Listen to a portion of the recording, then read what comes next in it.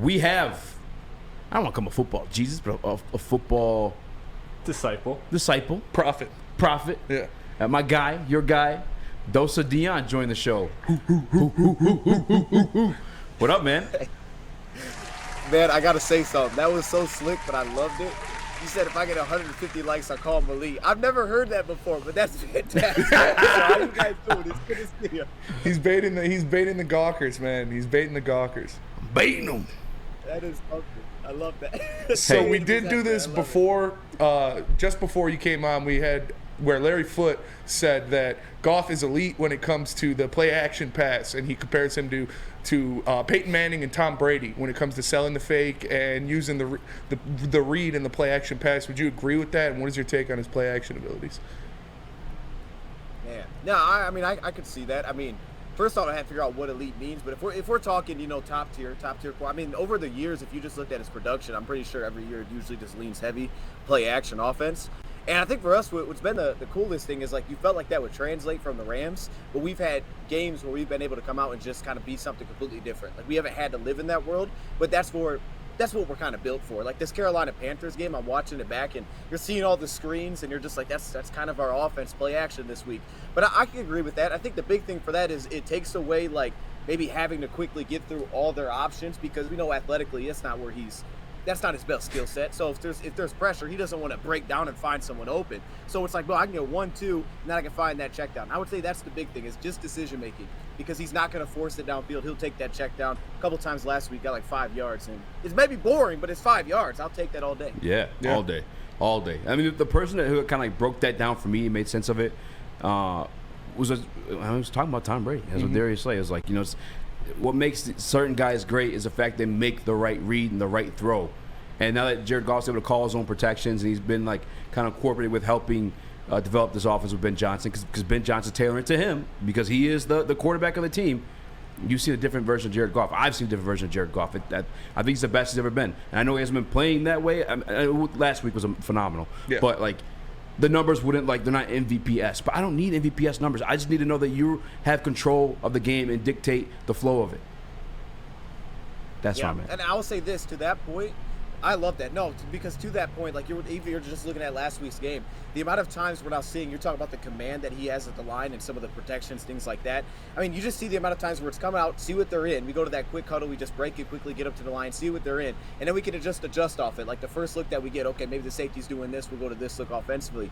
And it's those just little tweaks where it may not be anything major, but it still make those quick decisions kind of on the fly. I think has been such a big part of that, because I'm with you. I think for Ben Johnson, it was excellent to have that, kind of marriage come together, that it was Ben Johnson's first time, and Jared Goff needed a completely fresh start. So it's like they've been able to just kind of grow together. And like you said, now it's at a point where it felt efficient in the preseason.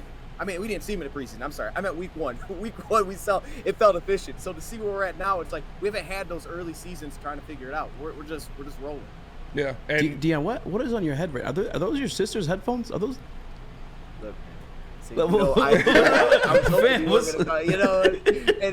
what makes it worse is the fact that they pop out like they do. You know what I'm saying? Like, they're not even straight. They're like this. I felt like Mickey Mouse on the show earlier today. I was like, dude, what am I doing? But I'll tell you what. You know what I love? I can't hear anything else. So if I'm yelling, I apologize. Good. I can't hear it. The other ones, I don't even need to show them. They're just having problems. You got to have good, like, fluffiness. You know what I mean? Like, once that starts to go, Heavy's all about fluffiness. You got to take the headphones off. So as long as they work, man. They work. They do work. Yep. Purple's my favorite color, anyways. And they feel good. Okay. So we're kind of in the same, like, family tree there, Pink. There we go. All right.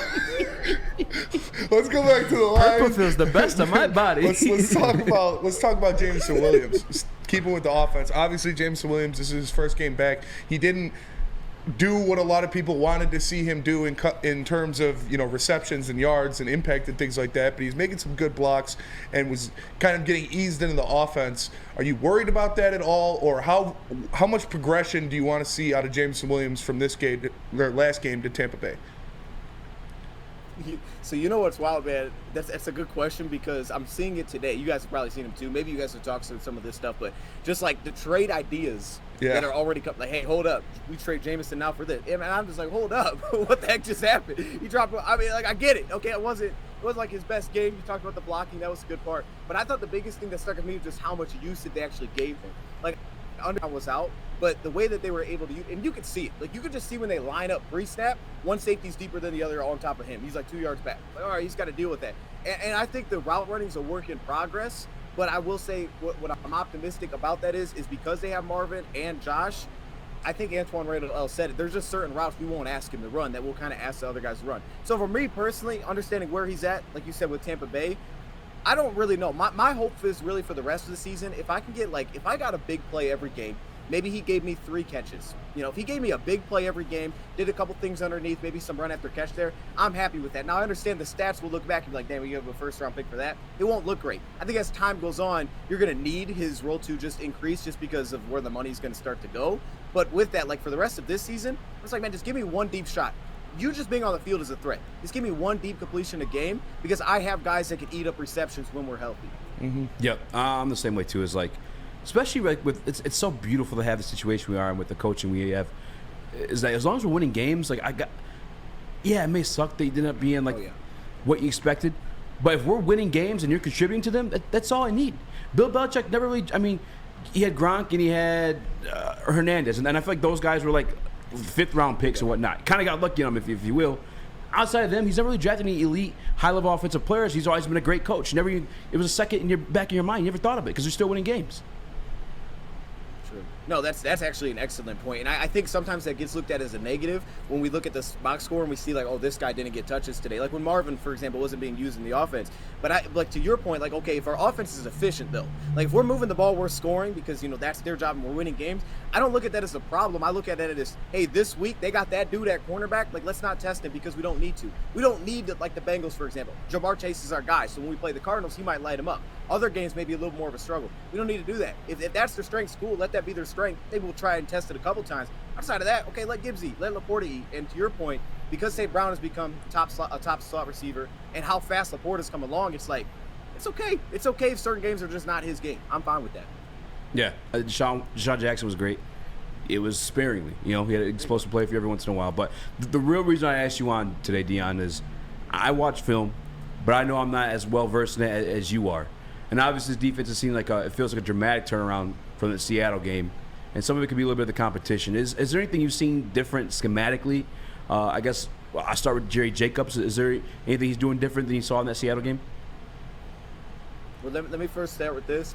This is about the chess game you sent me. I'm gonna be honest with you. I have no idea how to play chess. Okay, you sent me the game, and you know I answered back like I knew what I was doing. I'm like, let me play a couple moves here, and then I started to look. I'm like, I don't know what I'm doing. There was one of these at a park, and I didn't know how to move the pieces.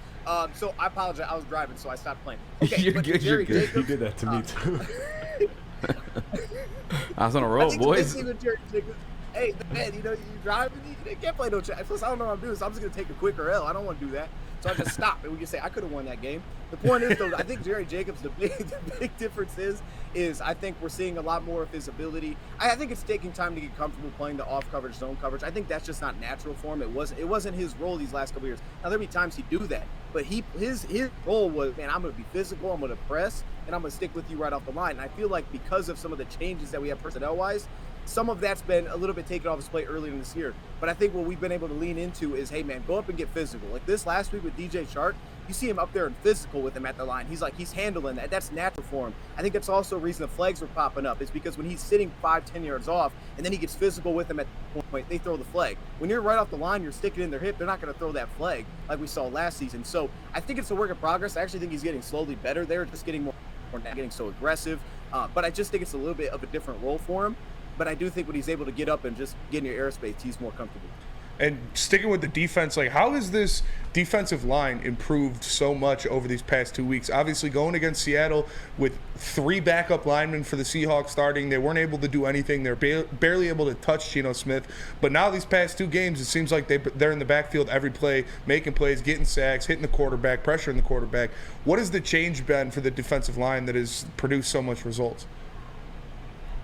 Well, for me personally, like we'll go back to that Seattle game because I think that was one that stuck out to me as there were opportunities. Like we were bringing a lot of heat, specifically from the slot. Like Brian Branch was blitzing like crazy in that game, and we, like to your point, we weren't getting touches on him. I thought a lot of times there were times where it was like, man, it would have been nice to get heat there. There were times where we just did not come through. But I thought for a lot of that game, it was just the result of they're getting the ball out quickly, and it's like even if we won the block, they're getting the ball out so fast. Like you think of the grounding pass that he threw into the end zone. It was like, dude, he literally, it was like I think it was like a 3-step drop. The ball was out immediately. There was no chance. You could win immediately. There was no chance you're going to hands on him. And I think for these last 2 weeks or since that time, even if you go back to last year, I think it's always just starts with the run defense, right? And what we saw last year is through the second half, it was like, man, this run defense, they had like a couple like bunkers in there like Carolina, where maybe it wasn't all on the D line. But we were really like going towards, man, we could stop the run. And I think now that that's carried into this year, Hutchinson is even better than last season. Like these guys, what's so impressive is like, not every rush, it seems like he has kind of just do whatever you want. You can win outside, inside. Like, no, we got to collapse the pocket. We got to play through the tackle. And he's finding ways to win through that, which is like, dang, dude, he's taking his game to another level. But I will say, like, just because they're able to keep the quarterback in the pocket, get them to some of those passing situations, the numbers come along with it. But Benito Jones, he was good early. I thought last week Isaiah Buggs stepped in for him, and he kind of gave us a spark. Ali McNeil, he looked so good and agile. And Hutchinson's went to another level this year. But the defense looks great. But I've kind of taken the factor that the teams we've played haven't been the best. And I still think the defense has potential to remain good, if not great. But I just want a little something extra if this is going to be the year. I've been looking at Chase Young, Patrick Surtain's come up. We've seen Denver's kind of willing to break away from pieces. We saw it with Randy Gregory. Does any of that entice you? Do you think this Detroit Lions team needs an extra piece like that to truly feel like contenders for like a Super Bowl, not just making the playoffs and winning the game? See, I like this. I like this because I do think we're in that tier. I say some crazy stuff on this show. I know I do, and maybe it comes back it's like that was way off. I do think we could be the best team in the NFC here, and if you do that, you can go to the Super Bowl. But I'm with you because I actually do agree. I don't think we need to. If the Lions didn't make a major move, I wouldn't sit back and say, dang, we don't have a shot because, like you said with Jerry Jacobs, man, credit to him, right? Mosley's coming back, and he just stepped up. He's like, he's just going to take the position from me. Cam Sutton can rotate. You know what I mean? So shout out to him for that, but I will say it's really two spots, specifically defensively, where I would say I wouldn't be mad at adding someone. One is cornerback. Now, that doesn't need to be a Pat Surtain. It could be a little bit more of a cheaper price to give up. I mean, I was on Amik Robertson. That was the Raiders corner, had some rivers he may move. Then he picks off Jordan Love in the end zone. I'm like, okay, probably not gonna move him. But someone of that caliber, I know Jalen Johnson from the Bears is interesting. If you didn't have to give up a ton, I'd be interested. A guy like Jeremy Chin intrigues me because if I look at him and say, look, I don't have to give up a ton, and even if he's just a matchup piece, who knows what his role is? He's on the final year of his rookie deal. They haven't really been able to figure out in Carolina. But I know he's big.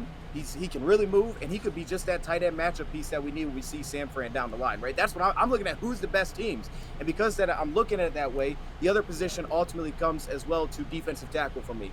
Not to say I need a starter. I'm cool with getting a rotational piece, but I wouldn't be mad if the Lions try to bolster that a little bit, where that's going kind of the route of maybe we can use the guy that can stop the run a little bit from one of these teams like Denver, or it's going with a guy from Philly who's loaded on the front, getting a little pass rusher like a Milton Williams, just adding a little bit of juice. Because what happens if Aline misses a game? What juice do I have in the interior for pass rush? I don't think I have much at all outside of putting Kaminsky in the inside. So little things like that, I'm on board with it because I think the biggest strength of our defense this year hasn't been who's the top tier players, though we have some. It's been what is the depth like? Like we go to the depth and it feels like we still have starters out there. So I'm not mad at adding to that. Speaking of that depth, we don't know what's going on. Obviously, Emmanuel Mosley, he's done for the year. Chauncey Gardner-Johnson done for the year. Brian Branch has been listed as day-to-day. We don't know what's happening with him coming into this next game at Tampa Bay. How confident are you in these guys, the Will Harrises of the world, the Ife Melifamus of the world, to continue to get it done at the level they have been so far? Yeah, no, I think it's the big question for me almost comes back to behind Jerry Jacobs and behind Sutton. If I need that for any moment, I think Cleo Dorsey had a really strong preseason. I think he earned a spot on the team, and he's a guy that I think proved like, I can play right now. So they may have more confidence in that's going to translate to the regular season. We'll see. That'd be one of my questions just because I need to see it. I thought it was really good in the preseason. I just want to see it in the regular season. Will Harris, I'm confident there because my expectations are I understand that he's a backup, but I also think he fits into what they like to do, so it's kind of easy to put him in. Then at safety, I really don't have any concerns, to be honest with you. Like, I feel really good with Iffy stepping in there. I like all our safeties. I don't think we have much weakness there. It's more so about what happens if we have to put in another corner. That would be outside corner specifically. But to your point, with Brian Branch, he's been dinged up a couple times. Like sometimes hasn't taken him out, but he's been banged up. It's something to keep an eye on. And that's why if you got someone with some flexibility, that wouldn't be a bad move either, just to know that you have a little insurance there. So it sounds like you want a cornerback would be like your number one position if they were to make a move? That and then probably defensive tackle second. Yeah. Does Chase Young entice you at all, or no? Because he's more of like that edge role. Oh, well, he definitely does because he's Chase Young. He's a dog, and I think the coolest thing about him is he's just that dude. Like you just watch him, you know he's an elite pass rusher. I know that I think the Washington media has talked about like he's taking off plays here and there. I don't think he's an elite run defender either, so I don't know that he adds a huge new element to that. And I think we've had guys that are solid there. But yeah, I mean you have him and Hutch. My biggest concern there would be obviously you bring him, you're probably going to pay him because you're probably going to give up a price that's too much to just let him walk. So then it's just kind of matching that up. The way that you can make a case for it to me is you look at it and say, okay, well, we're not paying Hutch yet. I mean, we are because he was a 2-pick, but we're not paying like big money to him. Yeah. And then Aleem McNeil, if we can get that on a reasonable deal, it makes sense. I don't want to pay all 4 dudes big time money. I think the Lions don't want to do that, but he intrigues me because that's an elite pass rusher. It's like Von Miller almost in a way, right? It's like when Von Miller went to the Rams. Yeah, but you do feel like the Lions are in that mode, like how the Eagles did it last year, and we saw the Rams do it and the Tampa Bay Buccaneers do it, where if you sniff that contention, you got to go out there and grab a piece to bring in and try to bolster your team. Yeah, and I'll say this, one thing up to that point, because I know it's the pot. Look, I'm gonna say who he is, but we hear it, right? We hear it's 2024. We're that team. Just wait, we're building towards it, and I love that. And there's no reason to believe that we're not going to continue to get better and better. But I do think when you step back, you also have to keep in mind Ben Johnson, Aaron Glenn just might not be here next season, I do have confidence there's guys that can step in. I think, you're right. It just hurts my stomach. You talk to the golf people, it doesn't matter if Ben Johnson leaves. Well, hey, look, I'm a golf guy, but Ben Johnson's amazing. I think he's an amazing coordinator. I think I don't know. I don't watch every team like I watch the Lions, but I can see you saying he's the best coordinator. That's great too, but having those two together, I think has been such a perfect marriage to have those two. And there's a real shot that they both leave. If you do well, they could both leave this year. And as much as like it may align in terms of the team building spot of it, there's also the aspect of you're replacing coordinators, kind of like Philly has to do. Not saying you can't, you should be able to. That's the goal. But it is something that is a very real possibility outside of any of the team pieces that this could be the last run with those guys. So when you feel it, like you said, I don't see why you wouldn't make a little push for it. Yeah. Now, Dion, I know we kind of established and we both agree that the Lions offense is multifaceted and there's so many ways they could go about attacking a defense. But what have been your observations of Jahmyr Gibbs? Because we were kind of like, we were given almost like a movie trailer promo by Ben Johnson. It's like, we're going to use him in ways you've never seen before. What if I told you? We have him doing handstands in the backfield. but come game time, we haven't really seen it. I mean, I've seen him in the slot a few times, but what have been your observations of that and I guess expectations for the rest of the year? Yeah, I'd be waiting for the handstand. I haven't seen that yet either, so hopefully that's soon. Especially if he's healthy, we can. That's been the main thing, right? It's been the ability, I think, to just put him out there with David Montgomery. We didn't really even. I don't remember us doing that with Swift very often either. It's like putting him out as a receiver. So it's that flexibility, and we saw it. I think Kansas City was the best example. It's like we can treat him as a receiver and get him to him out wide. I think it's just going to take. As him as a player, I think what's going to carry and make him great for us for years is that receiving aspect. I know there's been some small hiccups, but it's been an impactful piece from time to time, more games than others. But I think that goes back to the point we just made about having a lot of answers. But I do think Gibbs, that's where he's going to make his money consistently, and that's why he'll be someone that makes sense because usually running backs, there's questions about taking him high. But I think the guys that you draft high at running back that has a real receiving ability, those are the guys that last. And you look back and you say, that made sense because he's such a dynamic weapon that he can act as a receiver. Now for him, I think the run game just needs development. I think that's just a little bit, it's going to take some time. But I will say, I think there's been slight growth there. And he's honestly, the way that he is contact balanced, the way that he breaks off the first contact has been way better than what I thought I was going to see. I think sometimes it's just the way that he gets into it, right? Like the half man kind of deal. But it's been way better than what I expected to come out of Bama. So I think some of that's going to take time. And to be honest, there's no reason that David Montgomery shouldn't be getting touches. Like David Montgomery has done something where it's like, well, let's go to Gibbs. David Montgomery's earning all the carries he's getting. But I think that's just the thing. It's just going to take some development time. In certain weeks, he'll be more impactful than others in the receiving game. That's fair. That's fair. And before we get you out of here, shout out where people can get more of your content, what's going on, what you have pumping lately, and give us how you think the Tampa Bay game is going to break down.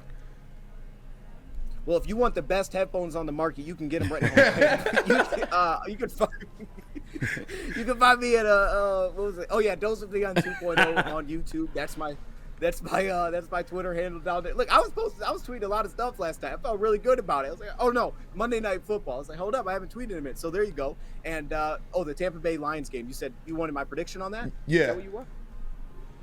Ooh. So here's the thing. I think we're gonna win.